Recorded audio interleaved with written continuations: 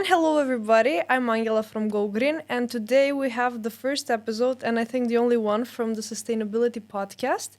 Sustainability 360 Degrees, it's called the project. It's an Erasmus K210 with our wonderful partners from Hungary, Romania, and everyone. Holland. The Netherlands and Romania.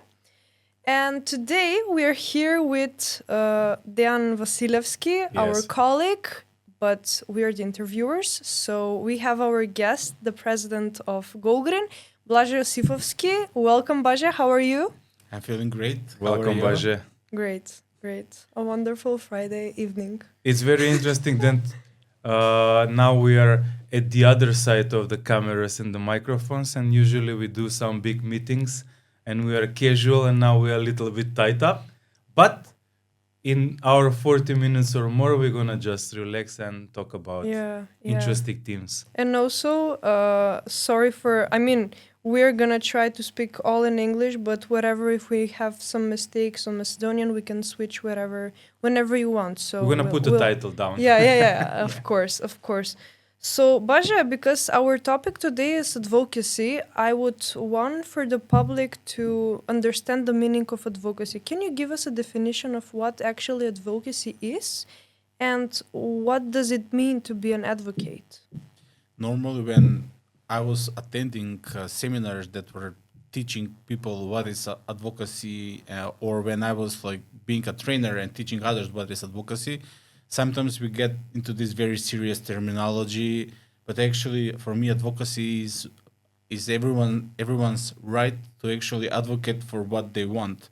So it doesn't need to be just policy-wise outside of the home, but also inside of their home, advocating for what they want, but also having in mind and consideration other people's needs and wants. So for me, advocacy is very, very broad. But in our sense, what we're going to talk today, it's going to be narrow. It's going to be more about, of course, green policies and how do we advocate for cleaner environment.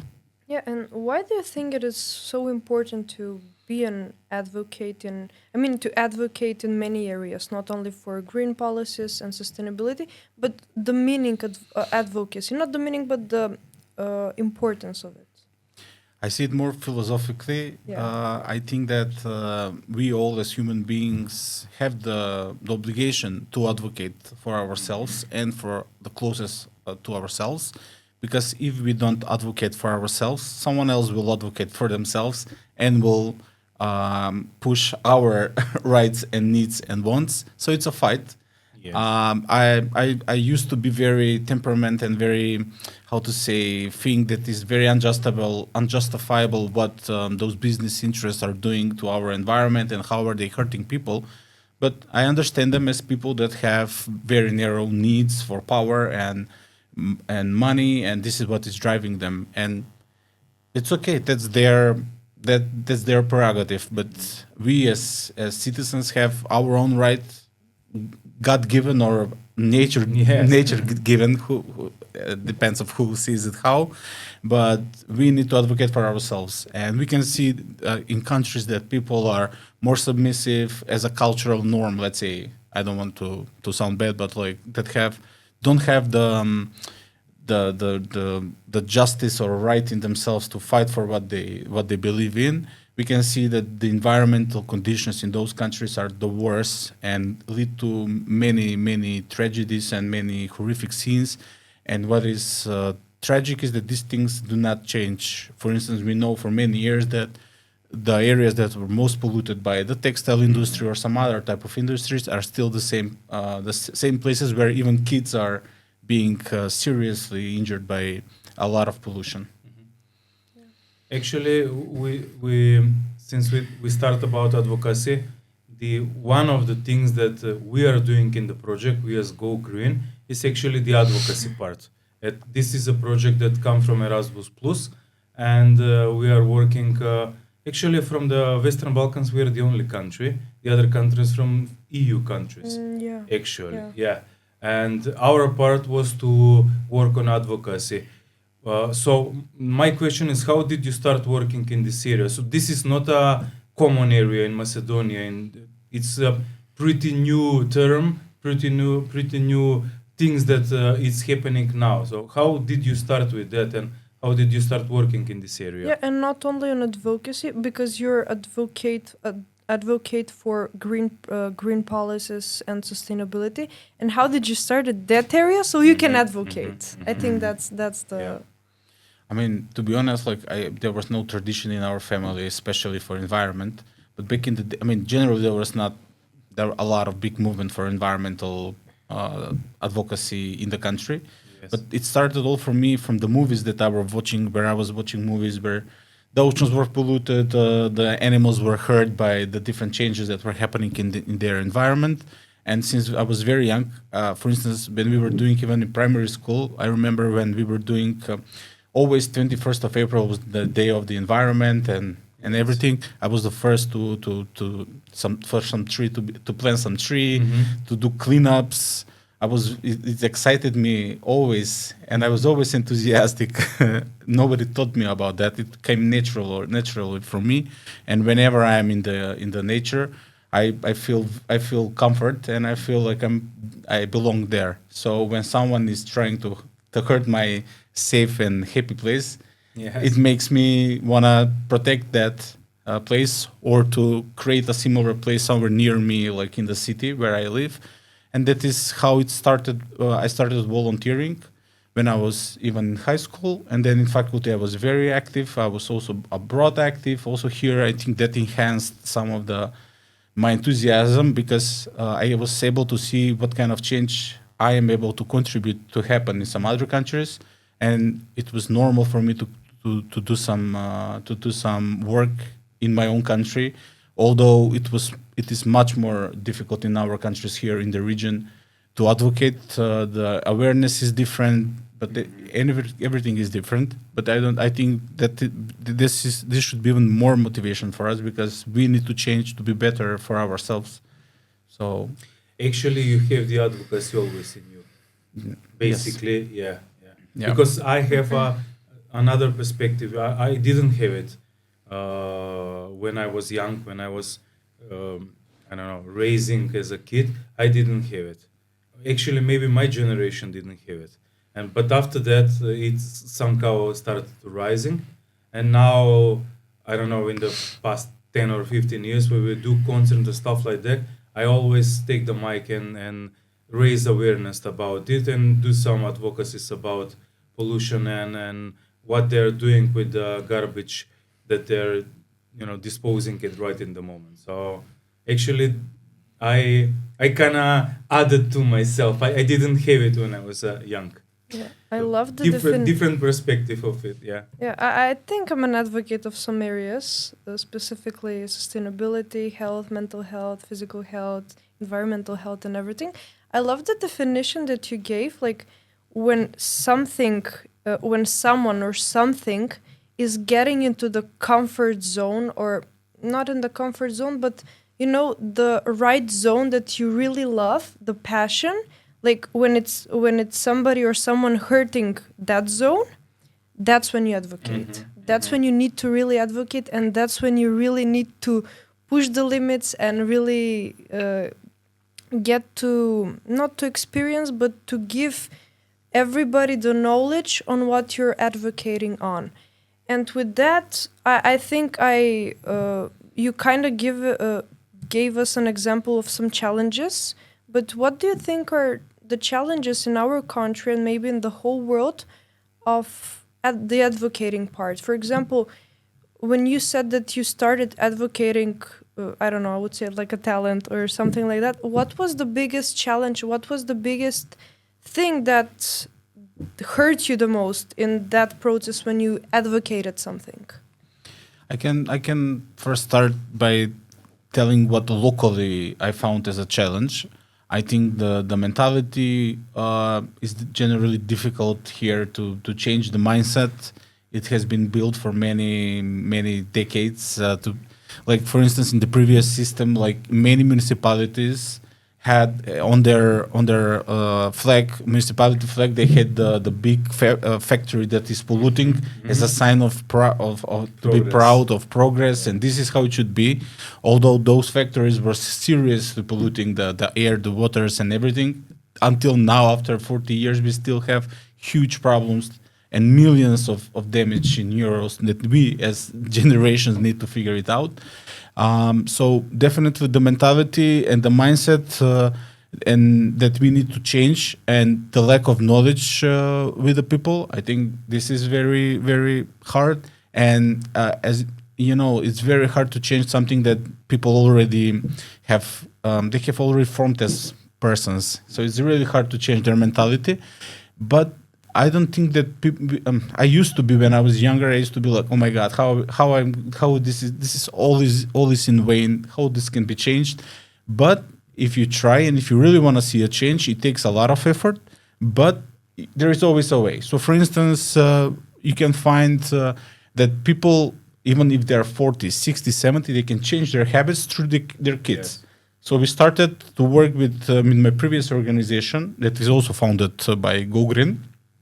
That when you work with kids in kindergarten and primary school, they change the habits in their households regarding waste, regarding transport and other areas. And because the parents want to be a good example, more or less, most of the parents want to be a good example. Yes, for the parents. They care to be a good example for their kids.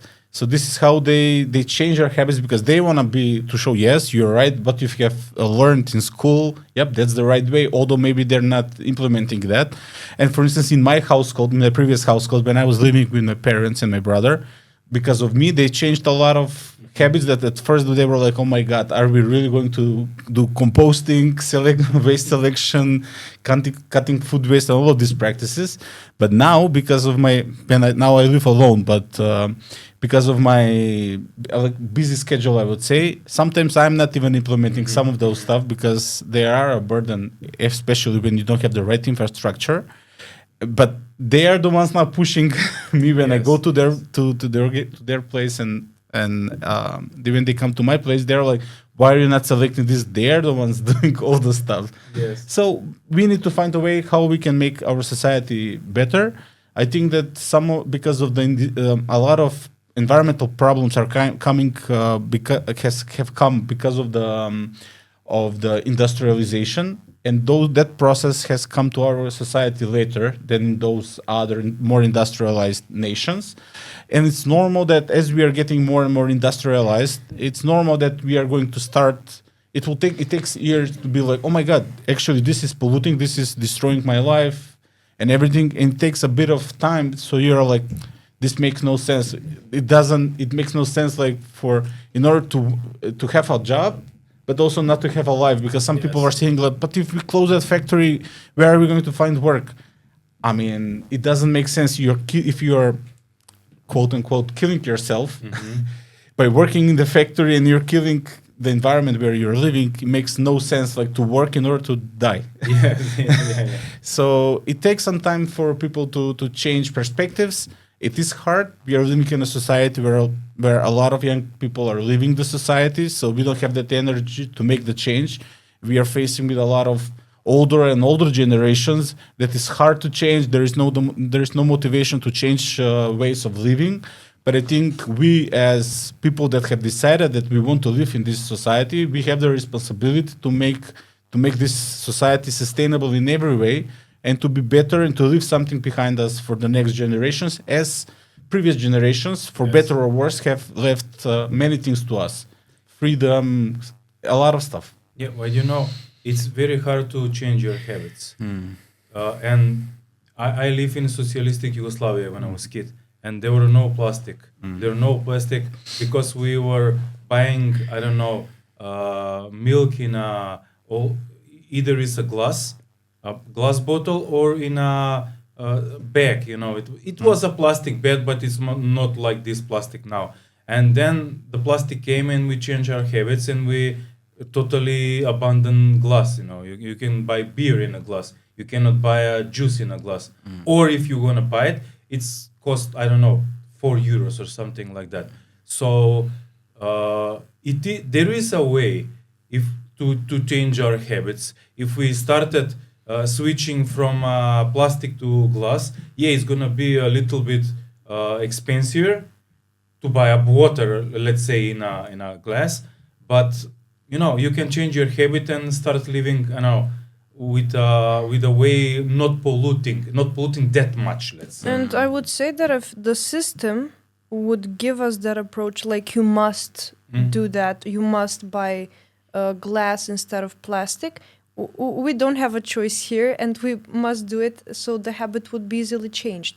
But if you do it on your responsibility, for example, I have the choice to buy plastic and glass, that's my choice. Now I'm responsible. The country, I think it's not responsible, and that would be more hard, I think. And I think by years are going by, it's harder to change the habit. Yes, so yes. I think that's kind of a challenge. And I love the way that we put like a progress over perfection. Like if we make a conclusion from the challenges, because when we don't see a change, I don't know, this period I haven't seen a lot of changes locally and in the country because of the situation that is going on right now.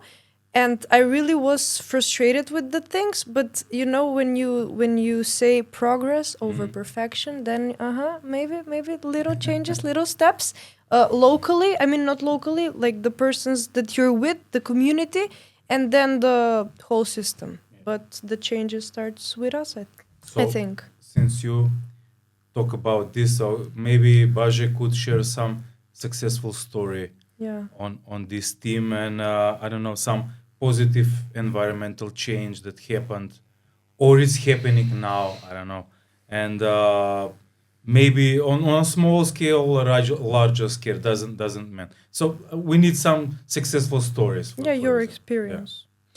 So from my experience, I was very, very young when we were going to the protests and supporting in this city of Veles. There was the how is that called, melting factory?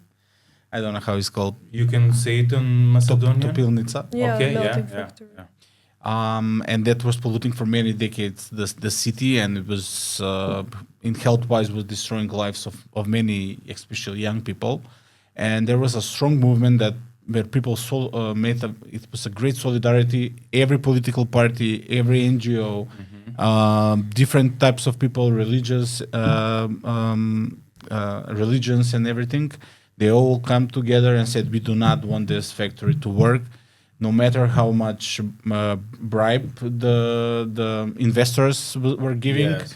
The pressure from the people was very, very strong. And it is a success story that it took many years in order for this not to happen. And today it's a finished story. Nobody's talking about restarting that. And that was a huge win against, let's say, because at certain point, because the investors were giving, I believe, because of bribery, why else they would like to have that kind of factory opened again? The politicians were like, okay, let's try to push for this. We will tell people, oh, this will open jobs. You want jobs, we need jobs, and everything. But all those tricks did not work because the environmental activists were very active, and they showed how we can, if we have a combined effort, we can make changes. And we have multiple of those actions. Also, I can say about the initiative where they wanted to build hydropower plants in the National Park Mavrova. And there was strong push from the NGOs, and we saved the national park. So I think that we as environmental NGOs in this country should be proud of some of the successes that we have. I think we have a long way to go to group ourselves, to be more united, and to push for what belief. I think that the awareness is rising in the society. I think people understand more and more how important it is to live in a clean environment. And I can give a personal example of an initiative that I started with Let's Do It Macedonia, where also Gugrin is a member of that association, with the food waste and cutting food surpluses and everything. There was almost zero awareness when we were starting with this initiative. what people understand it, what is the big impact of that question.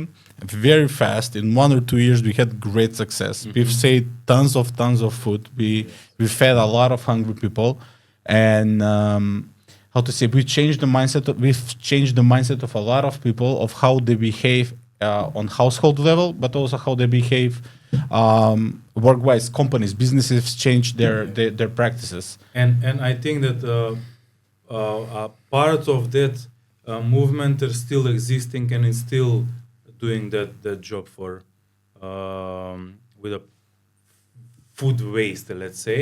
That is still happening, and still people who are hungry, people who have some meal by daily, I don't know, 1 meal daily. So it's a very good and positive movement. Yes, I mean, now it's like the new normal. Like, no, we don't need to speak about it because organizations and businesses just apply it, and now it's normal. Like, for instance, some partners from, and especially Ote Soler, I will speak about him. Like, for instance, in their work with the public kitchens that they have now, where everywhere in the city, it's huge. Some of the donations are food surpluses from restaurants or other places, and they're implementing in their kitchen. They're adding ingredients that can easily be cooked, and it's now normal that now people understand that this is not actually waste, but this is actually food. It is just surplus, and it makes no sense to be thrown away, where it can be used as a very nice ingredient. And for instance, Everyone Fed, as an initiative that we were doing it 4 or 5 years ago, we showed that with this food surplus, we were able to create 2 or 3 times less costs than the public kitchen program that the Ministry of Social Work had. We improved the nutritional value of the meals. We created double or 3 times the number of meals that are normally generated, and we improved the service. So instead of people going and waiting for to be served in front of a truck, actually some of the people were even getting the meals at their home, where a person was coming to their place, giving them the meal, but checking their health condition in general, especially if they're older people. And we've showed that with a bit of social innovation, you can do a great change for the same amount of funds, but you just need to be a bit innovative and be progressive. And I think that with this kind of activities, we can change and improve our country. And sometimes we do not see the progress, but we are moving forward. I would love for us to go faster. But it depends on us if we want to go faster or slower. We are talking about times that the social media was not that big, and now it's even easier to do that, because social media is on I don't think it's on a very high level here, and now informal groups can organize and do some change somewhere, or do something, make awareness about some problem. Like we have some problem with Toranica. I don't know if you heard about it. Yeah, the mine. Yeah, and the spill in the rivers. The river is polluted. So when the river is polluted, also the soil is polluted. So we don't know what we're gonna do. But actually, some informal group will rise there, and we'll see what we're gonna do. We'll surely stick to that informal group and support it, and that's how the social media works now. So it's easier to do that stuff now. Yeah, definitely. That's the positive side of social media. It makes it easier for information to be spreaded for us as organizations that have limited way of reaching out people in a cheap way, let's say. Back in the days, it was much harder to reach out newspapers and TV stations. They were all bought from the big businesses, and it was really hard to. So we should be very smart of how we use social media, because they make a change. And I think that this issue, thank God, there were very active and aware people in Kriva Palanka that actually did the work instead of the institutions.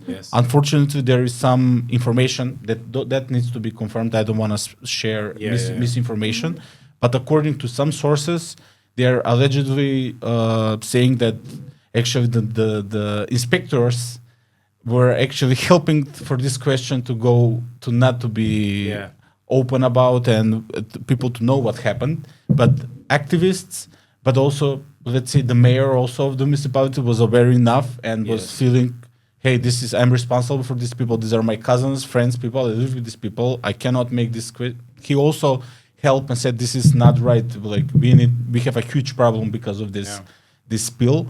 And that's good. Like this means that there is going to be pressure, and this is a very serious question. And we need to help people to understand that this is a huge damage that will influence them.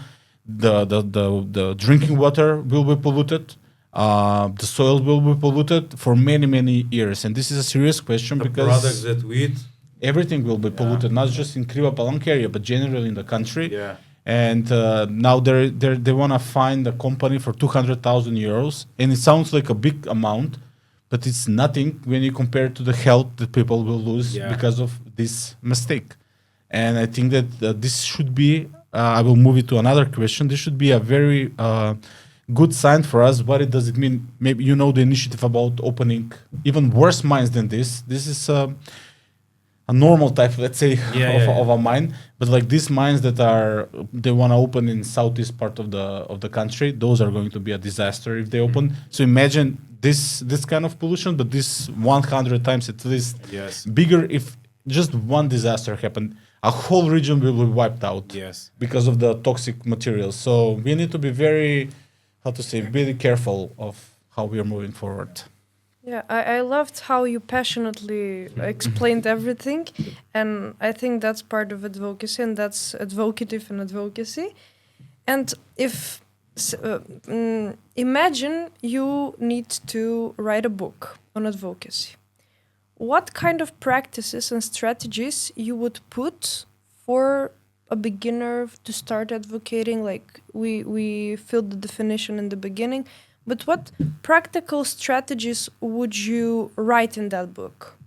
This is a very good question, and my answer will be custom made for our local context in Macedonia. Just because I think different things work in different types of society. In my experience, I would say that it's very important when we want to advocate for something. We need to know who are we targeting, who are our beneficiaries, because the messages need to be different. Who do we want to push to make the change we wanna see? Do they want to see information about an environmental question, or they are maybe more emotional on a social question? So, for instance, when we were advocating for the food surplus mitigation and cutting food surplus and waste in general, instead of talking more about the environmental impact that this is happening, we were more talking. Although we were an environmental organization, we were more talking about the social impact that this has. Yes. Because there's a small amount of people that understand and care about that, but the social aspect is much more strong generally everywhere, and also in Macedonia. So we made the messaging maybe just about the social part, and that worked. That triggered people. You need to make people tick. So if something is not making them tick, you don't have the right message for them. So one needs to be very smart with communications. Who are you targeting? What are the messages? What is working? What are the channels? Sometimes we are very passionate as activists, and we are maybe yelling at something, and maybe this is not the way that someone that is a policy maker is like, why are you yelling at me? Like maybe that's not the way. Like maybe the way is to go with that guy to a kafana, to a restaurant, have a lunch, discuss that question, understand where is he coming from. He might tell you, I understand you, but the people need to change. We have problem. People's awareness is not on that. Let's work together. It may take 5 years to change. So you need to understand the stakeholders also, where they're coming from, in order to understand their needs and to fulfill those needs in order to have a change. So one needs to be very strategic of what is doing. And I also, in my experience, a lot of NGOs in Macedonia, unfortunately, were following too much these advocacy manuals that are made by NGOs and practices that are from, let's say, more Western European countries that have different practices and ways of communication. So, for instance, we understood that instead of cold calling companies and organizations, we need to find people that know other people. Yes. And then this is what works. So, for instance, one company that is very famous in Macedonia, Vitaminka, I will say the example.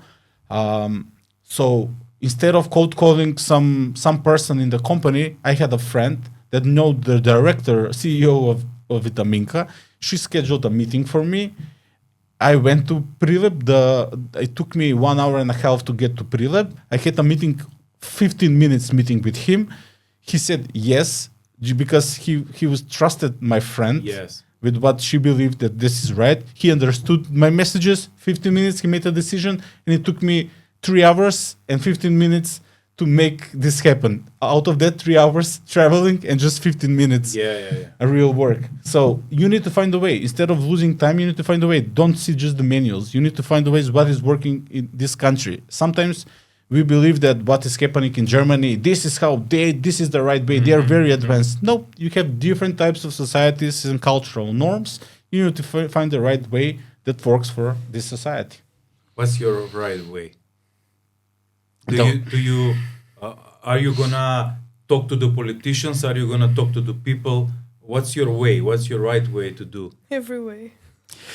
I think we should also use some of the strategies that are used by, let's say, some European NGOs in terms of targeting, messaging. Have that in mind, but you need to customize it for Macedonian circumstances, adapted it. For me, I think when we are pushing for some question, it's very important to understand who is coming from where, to understand their needs, what are their desires, what they want to see. If it's a politician, you need to talk about him about votes. How is this question going to bring him votes? This is what that politician is interested about.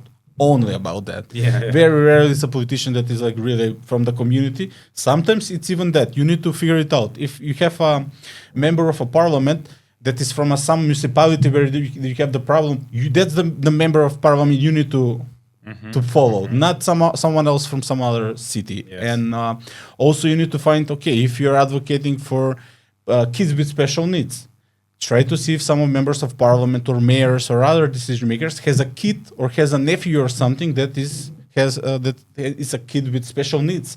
They will understand you immediately, and they will have the passion to put to spread that influence on other people around them.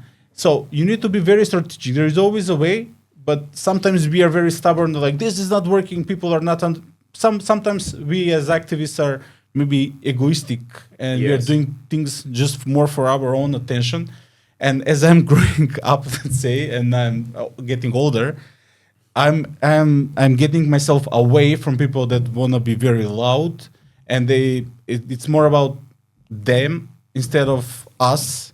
And I think we should be smart. And for instance, the protests that are happening now throughout the Balkans, in Greece, in Serbia, even now in Macedonia, some things are happening. Turkey, you cannot name, this is the leader of that movement. Nope, it's us, and it should be like that. Finally, I think we as a societies are getting more horizontal. Instead of having heavy leaders that are, they are seducing us with good speeches. People used to love in the 90s in Macedonia. Oh, that politician is giving very smart speeches. Oh my God, I will vote for him because of the speech. Very nice, cool. It didn't prove as a good way of doing politics. But now we have a generation of people, I do not know why, that sociologists need to discover that why, but more and more we are getting horizontal, and people want to see horizontal decision making, especially young people in these countries. And I think the politics, fortunately, will change in our countries. I hope it will change fast, because I think more or less we're all maybe tired of the old same.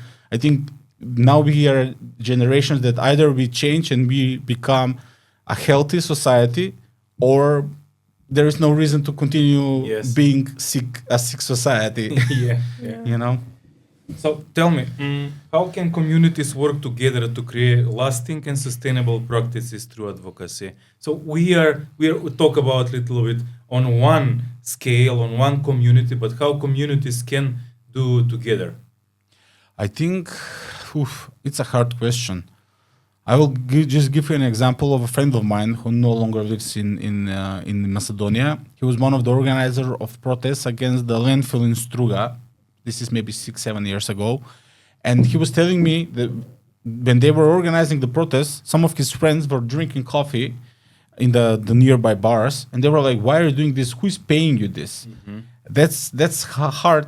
It was very hard for him to actually, how to say, you're not getting the support from your community. Yes. Community does not recognize you, and we need to change the mindset. Our communities generally, all types of communities, local communities, national wide. Yes. We need to understand that not everything is about survival and money and all of that. That there is that we need to have some bigger cause than just our own good.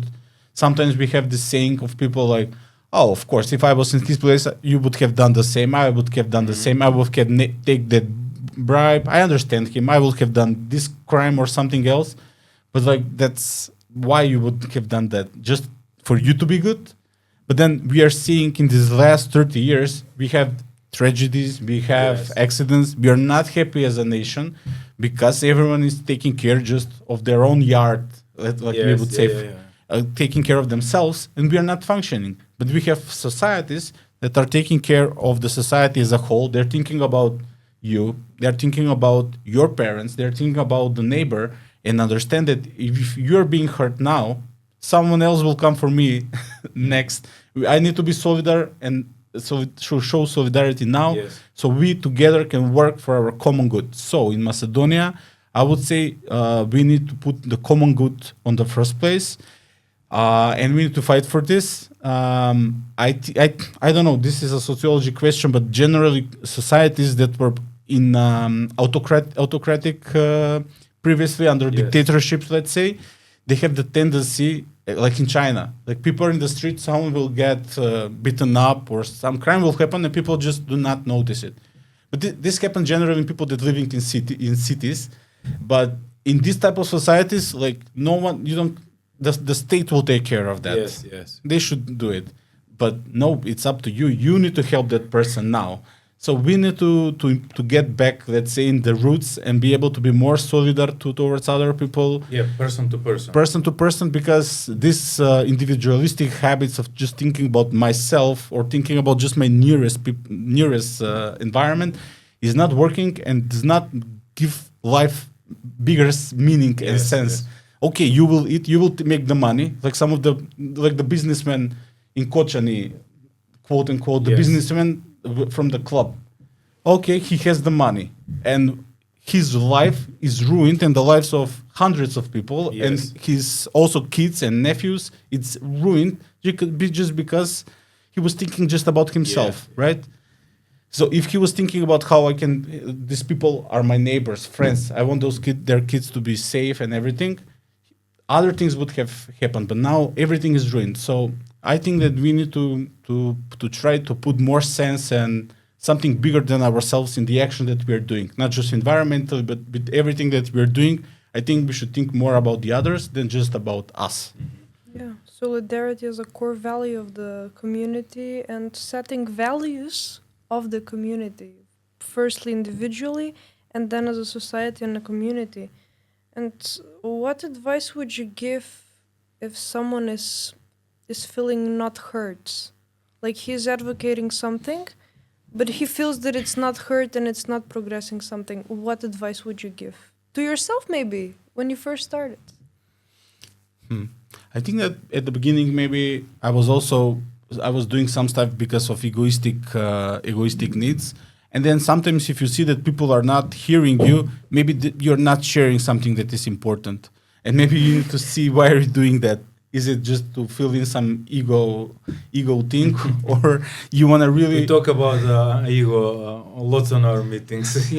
Yes, because I think that we need to see perspectives from other people's point of view, also to share how are we feeling and what we think about some question. But we need to see who are we doing this for. Are we doing it just for us? If we are doing something just for us, of course people will see, okay, another person is just yelling and saying something that I don't care about. But you can see that it comes naturally to us as people. Like I was mentioned in protests in Serbia, for instance. When people see that something is original, something is unique, there is real value, people know how to recognize. People are not, let's say, in quotes, some activists will say, oh, people are dumb, people have no knowledge. No, every person knows what is good for themselves and good for the others, and they can recognize it. You don't need to finish faculty or have a PhD in order to know what is good for you and the others and for the society.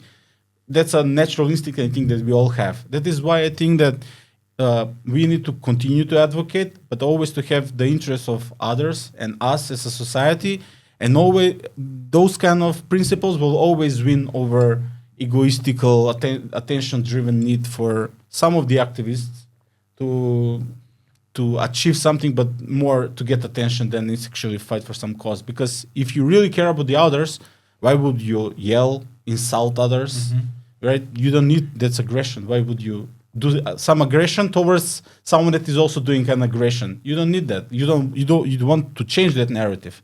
So I think that we need to change, and here in the Balkans, we need to be more us instead of me. Yeah. I think this is the problem that we have generally, and to understand people that people can fight about the common good. Actually, Serbian protests now these days point that what you told, because they were silently outnumbered. People were standing in front of cars with some egoistic maniacs who want to run them. So actually, when you don't give him a chance to raise their voices, raise his voice, and be on his level, then if you started to be on his level, then he will beat you for sure. But when you're on your own level, yes, you are a lot of people, but you are silent, you are not giving him reason to do what he was intended to do, then the masses act very, very, how do you say, successful. So we are almost 40 minutes. Weird. Yeah. 40 minutes. Almost 40 minutes. And now I'm going to ask you one last question from me. And actually, we're going to finalize this podcast. And then we're going to continue after the podcast. Yeah, for me, it was very fast. And it was like that.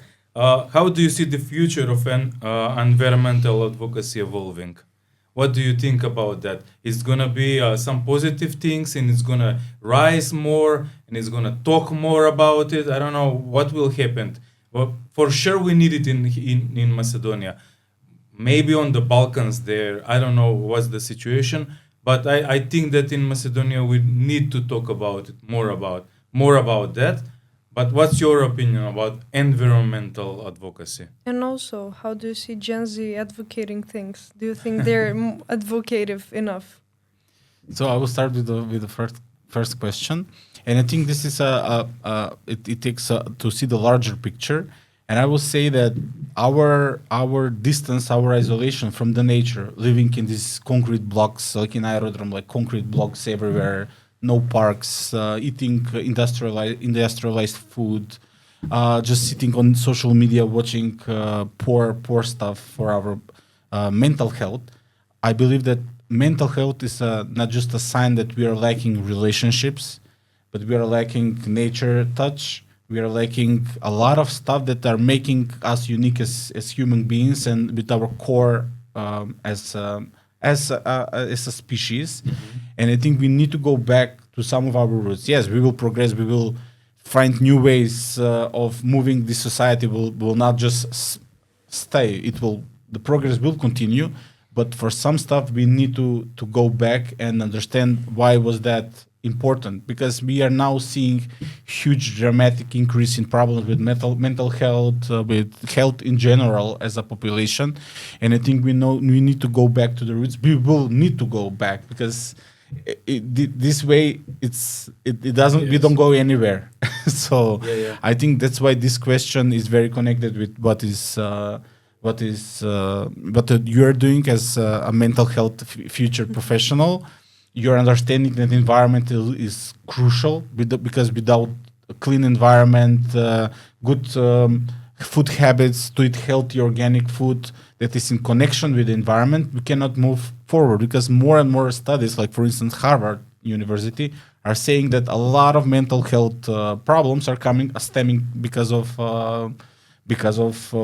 bad food, no physical activity, no activity in the nature, no connection to the nature, and other problems.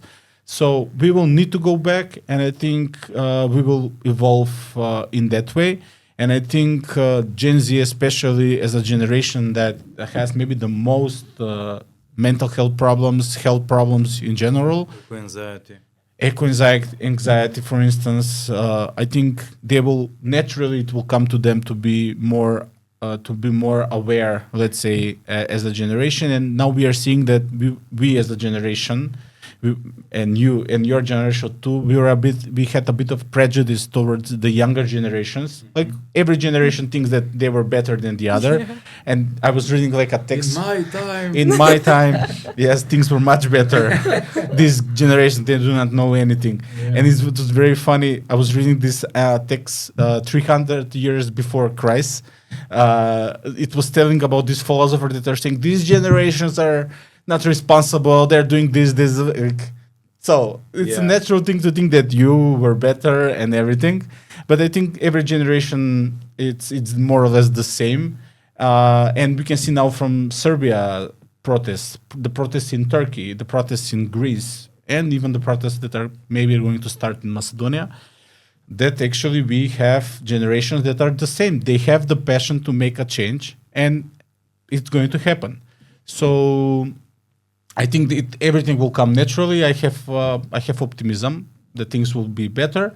We just need to be smart enough to learn the mistakes and the lessons from the previous generations. And all of us, if we have good thoughts about actually thinking above us, think something bigger. It's not just us and our small ego, but okay, what will I leave in my lifetime for the next generations? And if we have that kind of mindset, we don't need to worry about anything. And I think that gives sense to life, gives meaning to life. Thinking just how I can make a bit more money here and how I can make this small activity make me look bigger towards other people, to make me feel powerful. I think it's maybe good for 5, 10, 1 hour, but then it makes no sense. And we need to think about the bigger picture.